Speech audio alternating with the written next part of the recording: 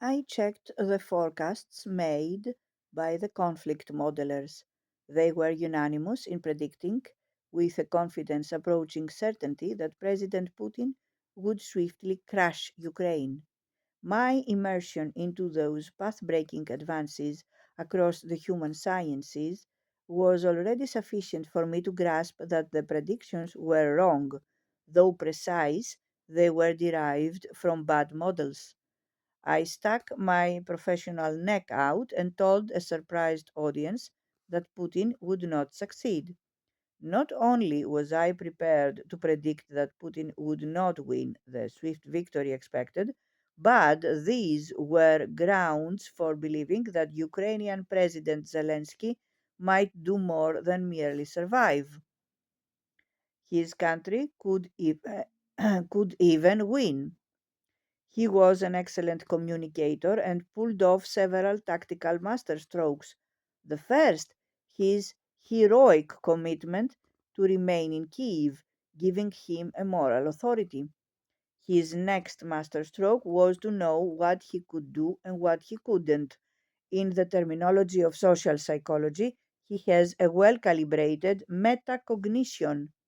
He knew he could shame Western leaders into sending armaments. He knew he had earned the moral authority to call on men of fighting age to enlist in their local militias.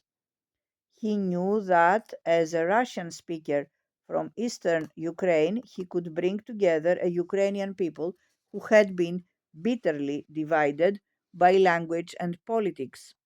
He knew that nightly broadcasts to Ukrainians would be reassuring. He knew his limitations. He lacked the military knowledge to plan resistance from the center, and so he devolved the resistance to local militias.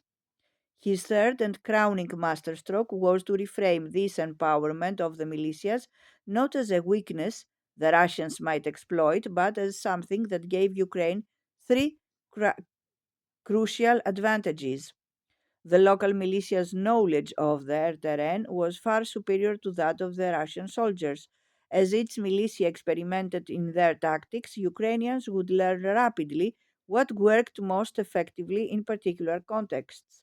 Zelensky's opponent was a vain man, overconfident in his military expertise, who was surrounded by sycophants too fearful to give him honest feedback on setbacks.